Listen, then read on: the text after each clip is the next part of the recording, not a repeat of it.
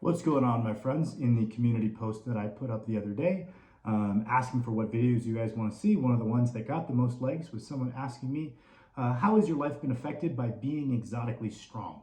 And these videos I'm always a little iffy on because I don't necessarily like talking about myself other than just objectives like what I'm doing within my training, mostly because I think it's embarrassing. But if this is what you guys want to see, I'll give it a shot. I don't know if I would qualify myself as exotically strong yet, but for those of you who do not know me, I have worked my way up to a 730-pound sleeved squat in training, a 555-pound bench press in training, and a 805-pound deadlift in training.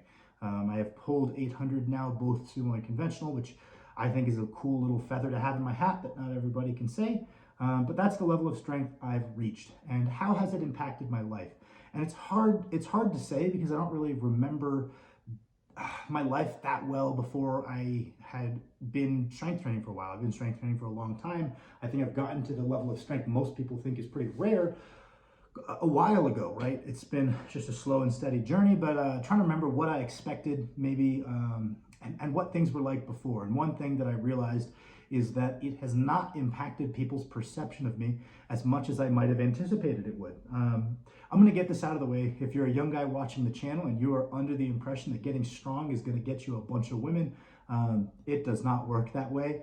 If you are someone who is an interesting and well-rounded enough person that they were already interested, being strong is a cool selling point on top of that, but it's not a powerful enough variable to take you from completely disinterested to suddenly really interested.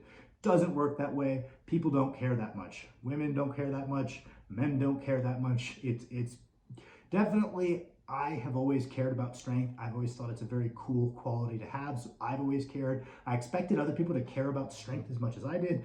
And I've come to the realization that people really don't, and that is a-okay. One of the things that's been interesting for me is the assumption being when I started lifting weights, I was always pretty athletic. I was always pretty strong. But I was a very skinny guy. I think probably entered high school at about 120 pounds. I started lifting weights at around 145 pounds, all at my current height of 5'10". Maybe I started lifting 150, kind of bulked my way up, was eating. I've been basically nonstop bulking for like 8 years now. Just because it's so difficult for me to put on weight. I've never had to have really dedicated cutting periods because anytime I slack, I drop some body weight anyway. So I've been coming up, and the interesting thing to me is I always thought when I saw someone strong, I'm like, oh, that's cool. That person has eaten a lot of food. That person has done a lot of training, and I respect them for the work that they put in.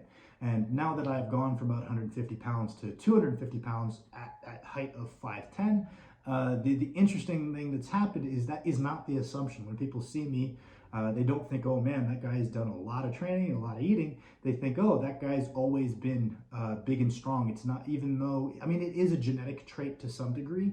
Strength is a trainable quality, but it's viewed almost entirely as genetic.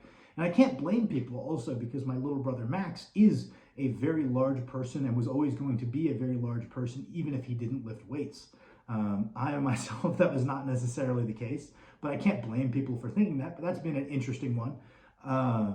On to some more positive takes on how it's potentially impacted me. The biggest one is that by getting stronger myself, I've put myself in a position where I can make my living being a strength coach. It's not a great living yet, but I'm more than happy to not make very much money and do something that I find very interesting.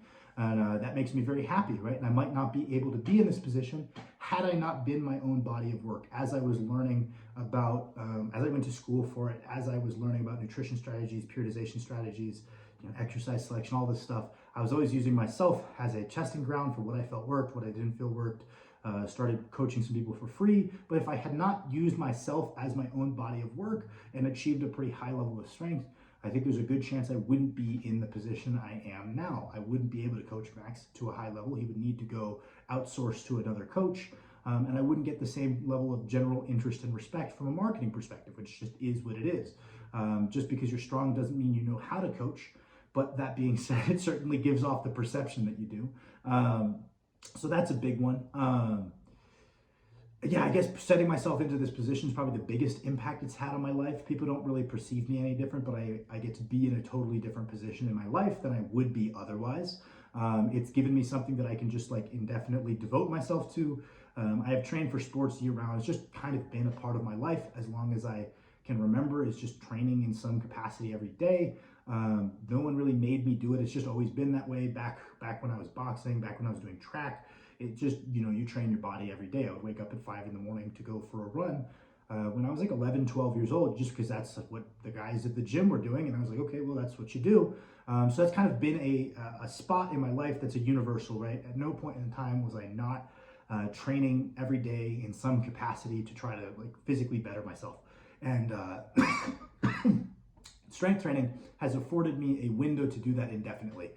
You can do it to the day you die. Unlike a lot of sports where the windows for like competition go away past a certain age, like gymnastics, you have this indefinitely ability to compete. You have this indefinite ability to get pretty good at it for any given age. And it's just given me like, okay, well, I can do this forever now, right? I can train my body in some physical capacity every single day, and I have concrete goals to move towards. So it's given me that. But I don't think that's exclusive to being strong. It gave me that even when I was weak and I was very new to it. Let's see, what else? The other thing that means a lot to me, right? And this is all from my own perspectives. I live like a hermit. I don't have very many friends. I don't leave the house much. I leave the house as little as I can, actually. And I like my life, living in my house with my dog, doing my coaching, doing my YouTube videos. I enjoy that quite a bit. So I think the things I tell you might be very different than someone else who's reached a high level of strength and they tell you these things that are great. The things that stick out to me might be a little different. The other one that always means a lot to me is the admiration of other people who have reached that level of strength. It's not to say that, oh, if you're not strong, I don't care about your opinion, but I think there's a level of mutual respect to someone who's also reached a similar level of strength. You know how much shit you had to go through to get there, how many injuries, how many setbacks, how much like force feeding. There's a lot of things that you immediately know that they've gone through, and you have this instant level of mutual respect. And when I can receive that from people that I respect, it means the world to me, right? I think the opinion of one person who's really been through it and achieved a higher level than me, them having a high opinion to me means a lot more than like 100 people who haven't, right? And that's not to say that those people don't. It just really means a lot to me that someone who's been through that much in the strength training endeavors sees what I'm doing and is like, okay, they're on the right path. That means the world to me, right? That's something that, I've only received that kind of praise from people that I look up to in the past year, kind of reaching higher levels of strength, logging my training online. There are people that I respect a great deal who are just like, yeah, you're on the right path. And that means the whole world to me. That's something that jumps out at me. And then the last thing I wanted to touch on is, I thought getting to a 500-pound deadlift, like carrying around bags of gravel would get easy. Didn't get easy. Still was fucking hard. 600-pound deadlift, still fucking hard. 700-pound deadlift, still super hard. 800-pound deadlift, still super hard. I can move heavy objects in real life, obviously.